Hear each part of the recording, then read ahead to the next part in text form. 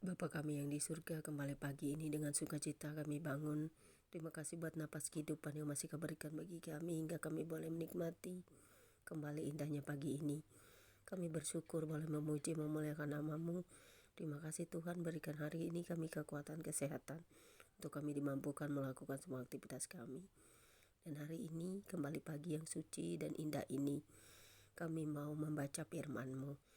Urapi kami untuk memahaminya dengan Roh Kudus-Mu yang suci, agar kami dapat mengerti, memahami, merenungkannya, dan melakukannya. Biarlah firman-Mu selalu menjadi kekuatan bagi hidup kami, dan terus menuntun setiap langkah kami.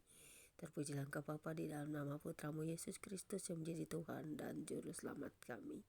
Kami sambut pagi ini firman-Mu dengan sukacita, dengan urapan Roh Kudus-Mu. Amin.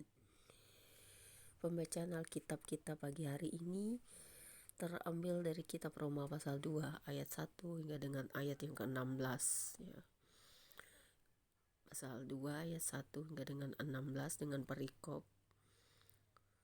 hukuman Allah atas semua orang yang berbunyi demikian. Karena itu hai manusia, siapapun juga engkau yang menghakimi orang lain, engkau sendiri tidak bebas dari salah.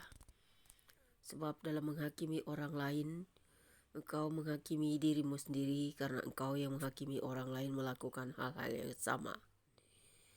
Tetapi kita tahu bahwa hukuman Allah berlangsung secara jujur atas mereka yang berbuat demikian.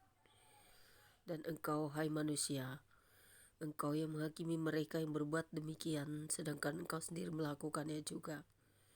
Adakah engkau sangka bahwa engkau akan luput dari hukuman Allah?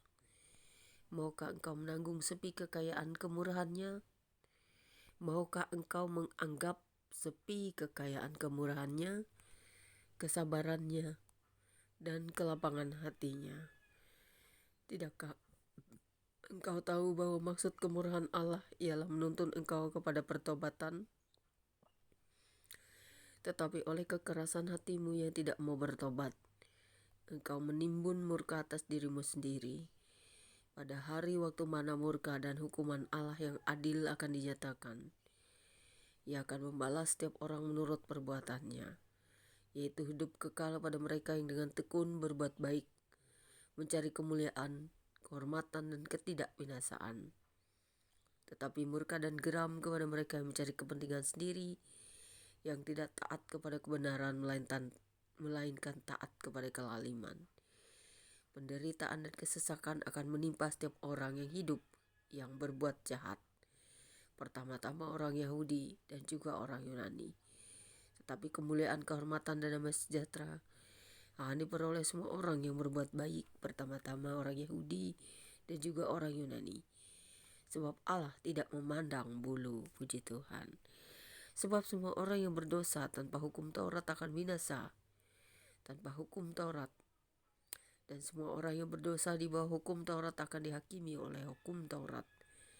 Karena bukanlah orang yang mendengar hukum Taurat yang benar di hadapan Allah, tetapi orang yang melakukan hukum Tauratlah yang akan dibenarkan.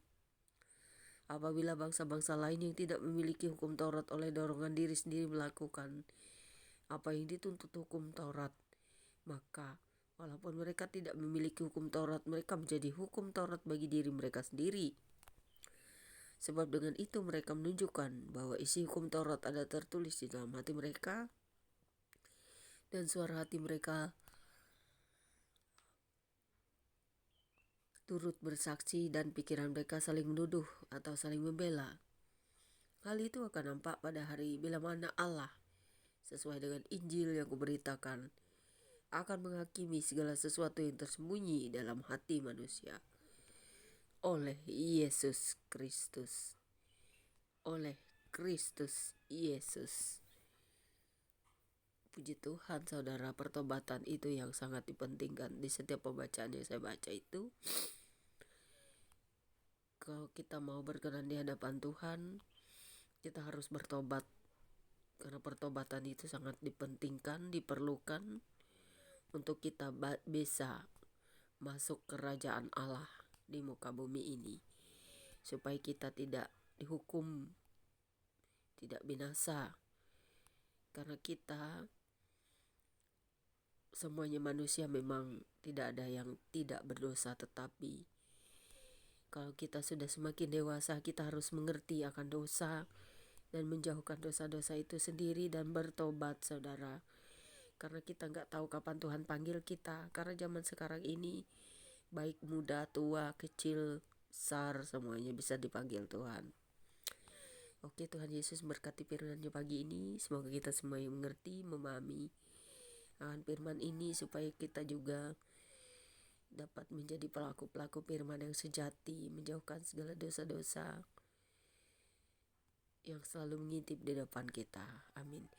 Bapa, terpujilah Engkau buat firman-Mu, apa yang kami dengar dan baca, supaya kami renungkan dan pahami, supaya kami juga bisa bertobat dan bisa berkenan di hadapan-Mu, menjauhkan dosa-dosa, pelanggaran terhadap apa yang kami dengar hari ini, supaya kami juga dapat menjadi pelaku-pelaku firman yang sejati. Terima kasih Bapa, biarlah penginjilan kecil yang kami buat dapat membuat orang juga bisa mengenal Engkau dan bertobat dari semua perbuatan-perbuatan jahat di masa lalu. Seperti kami anak-anak-Mu juga yang tak lepas dari dosa-dosa masa lalu. Kami mau bertobat setiap hari. Biarlah kami melepaskan juga pengampunan kepada musuh-musuh kami, kepada orang-orang yang membenci kami. Terima kasih Bapa, di dalam nama Yesus Kristus Tuhan dan Juru Selamat kami. Biarlah Engkau selalu memelihara kami dengan Roh Kudus-Mu, untuk kami kuat dalam segala pencobaan dalam dunia ini dan segala ujian, hingga kami layak mendapat mahkota kehidupan daripada-Mu kelak di kerajaan-Mu yang kekal. Terima kasih Bapa. Haleluya. Grace to the Father, and the Son, to the Lord Jesus, the Holy Spirit. Amin. Sampai di sini pembacaan Alkitab kita. Tuhan Yesus berkati. Jangan lupa subscribe ya guys.